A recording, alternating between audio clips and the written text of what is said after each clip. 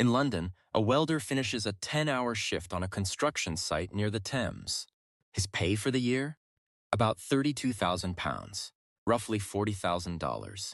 In Madrid, a welder repairing ship hulls earns around €22,000, close to $24,000. In Mexico City, the same skilled hands earn maybe $9,000 a year. In Warsaw, around $14,000. In Bangkok, a welder bending steel in 95-degree heat takes home roughly $7,000. Now cross the ocean. A welder in North Dakota, same torch, same sparks, same burns on the forearms. His paycheck last year? $112,000. Same job, same skill, 8 times the pay. How is that even possible? Let that number sit for a second. A welder, not a surgeon, not a software engineer, not a hedge fund manager. A man in a leather apron, fusing metal in a pipeline trench, earning 6 figures. In some specialized fields, underwater welding, pipeline work, aerospace, American welders clear $150,000, sometimes $200,000 a year. Meanwhile, a welder with the exact same physical skill in Thailand or Mexico earns less in a year than the American earns in a single month. So here's the question we're answering today. Why does the United States pay this one profession so wildly differently from almost everywhere else on Earth? It's not luck. It's not an accident. There's a hidden machine behind that paycheck, and once you see how it works, you'll never look at a blue-collar job the same way again. Now, your first instinct is probably to explain this away. Americans just work harder. They don't. A welder in Bangkok works longer hours, in worse heat, with fewer safety protections, and earns 1/10 of the pay. Effort is not the variable. Americans are more skilled. Also know, welding certifications are remarkably global. A German-trained welder, a Filipino-trained welder, an American-trained welder. They're often working from nearly identical international standards. The skill transfers across borders almost perfectly. Well, everything just costs more in America, so it evens out. Closer, but still not the real answer. Cost of living explains why a New York coffee costs $5. It does not explain an 8-fold pay gap on identical work. And here's the one that really misses. America is just rich, so everyone earns more. But that's not true either. Plenty of American jobs pay poorly. A cashier, a daycare worker, a retail clerk, many of them struggle. Wealth alone doesn't lift a profession into 6 figures, so if it's not effort, not skill, not simple cost of living, and not general national wealth, what is it? The answer is a specific combination of forces. And it started over 100 years ago. Welding, as we know it, is surprisingly young. For most of human history, metal was joined by forge welding, heating and hammering the way a blacksmith works. Slow, crude, limited. Then came the early 1900s. Arc welding and oxyacetylene welding arrived, and suddenly you could fuse steel quickly and powerfully. The timing mattered enormously, because America in that era was building skyscrapers, bridges, railroads, an industrial machine unlike anything the world had seen. Then came the moment that changed everything, the Second World War.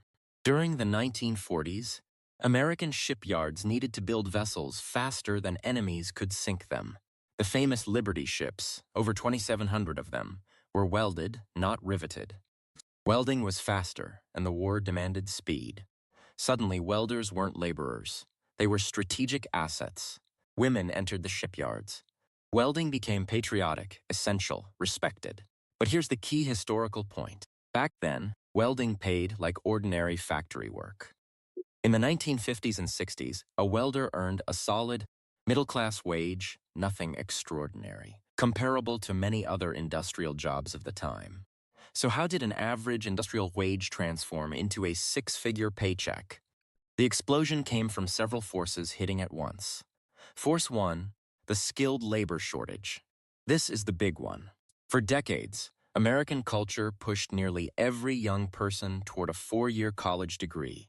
Trade schools were treated as a fallback for kids who couldn't make it academically. The result? An entire generation skipped the trades. Meanwhile, the existing welders aged. The American Welding Society has warned for years about a massive shortage. projections pointing to a need for hundreds of thousands of new welders this decade just to replace those retiring. The average age of a working welder has crept well into the 50s. Basic economics. When demand stays high and supply collapses, price rises. The price of a welder is their wage, and it rose. Force 2. The high-stakes nature of the work. Not all welding is equal. Welding a decorative gate is one thing. Welding a high-pressure oil pipeline, a nuclear containment vessel, or an aircraft component is another entirely. In these jobs, a single bad weld can mean an explosion, an environmental disaster, or lives lost. So employers don't want the cheapest welder. They want the certified, tested, proven one, and they'll pay enormously to get them. This is why specialized welders earn so much more. A structural welder might earn $50,000 to $70,000. A pipeline welder can clear $100,000 to $150,000. An underwater welder, combining commercial diving with welding, can earn $100,000 to $200,000 plus. One of the most dangerous, best-paid trades in the country. Force 3, where the work is. American energy booms, particularly shale oil and gas in places like Texas, North Dakota, and Pennsylvania, created sudden, intense demand for welders in remote areas. Companies had to pay premium wages just to convince workers to live in the middle of nowhere and work brutal schedules. Force 4, certifications and gatekeeping. To weld on critical infrastructure, you need specific certifications, and you must retest to keep them. This creates a smaller pool of qualified workers for the highest-paying jobs, which pushes those wages even higher. Force 5, productivity and capital. An American welder usually works alongside expensive advanced equipment in a high-output economy where their labor produces enormous value. When one worker's effort is attached to a multi-million-dollar pipeline or aircraft paying them six figures is still a bargain for the employer. Put it together. Shrinking supply, rising stakes, booming demand, certification gates, and high productivity. That's the explosion. So wages exploded. But why do they stay high? Why hasn't the market corrected? Because several groups now benefit from keeping them there. Employers, strangely, are part of the lock-in. They'd love cheaper labor, but they can't risk a cheap, failed weld on critical infrastructure. They've accepted high wages as the cost of safety and reliability. Unions and trade associations matter too. In sectors like pipe fitting and boiler making, organized labor has negotiated strong wages, benefits, and pension structures, and they work hard to maintain them. The certification system acts as a permanent filter. As long as the highest-paying jobs require rigorous, renewable credentials, the supply of qualified workers stays limited, and limited supply keeps wages elevated. Government and industry reinforce it through safety regulation. Strict codes mean only properly certified welders can do the most important work, which protects the wage premium of those who hold the credentials, and the cultural shortage hasn't healed. Even now, with awareness rising, it takes years to train and certify a welder for high-stakes work. The pipeline of new talent still can't fully replace the retiring generation. So the high wage isn't a temporary spike. It's locked in by demographics, by danger, by credentials, and by an economy that produces enormous value per worker. Now let's return to where we started and explain the gap honestly. Why does that London welder earn $40,000 while the American earns $112,000? It's not that Britain undervalues skill, it's that the surrounding forces are different. In Europe, vocational training is far more respected and widespread. Countries like Germany have world-class apprenticeship systems that produce a steady, reliable supply of skilled tradespeople. More supply means less of the desperate shortage that drives up American wages. European welders also receive value in different forms: universal health care, longer paid vacation, stronger job security that don't show up in the raw salary number. In Latin America, places like Mexico City have lower overall productivity per worker, lower cost of living, and a larger pool of available labor. When more people can do a job and the surrounding economy generates less value per hour, wages stay lower, even for genuinely skilled people.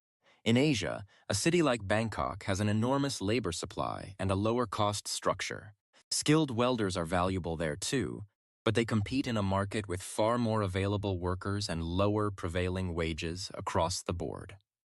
Notice what this is really about. It's not that one country is better or that workers elsewhere are worth less as people. A welder in Warsaw or Bangkok is just as skilled, just as hardworking. They're simply operating inside a different machine, different supply, different productivity, different cost of living, different demand. The American welder isn't paid more because he's superior. He's paid more because of where he stands in the global economic system.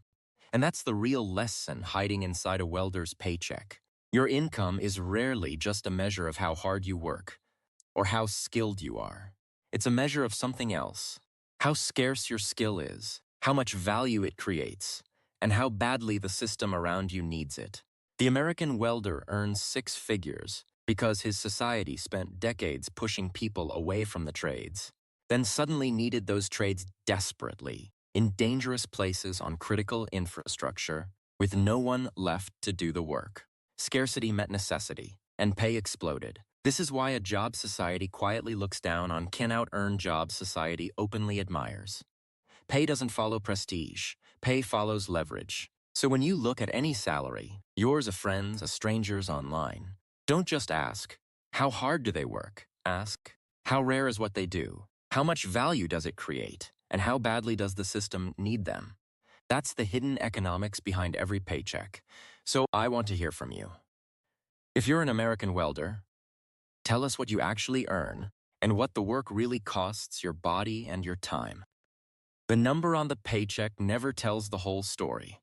If you're a welder outside the United States, in the UK, Poland, the Philippines, Thailand, anywhere, tell us what you make and what the trade is like where you live. I genuinely want to know.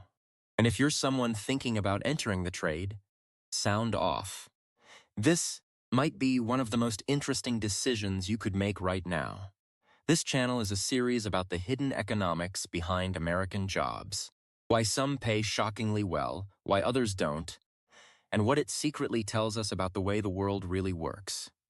If that fascinates you the way it fascinates me, subscribe and stick around, because the next job we look at will surprise you even more. I'll see you in the next one.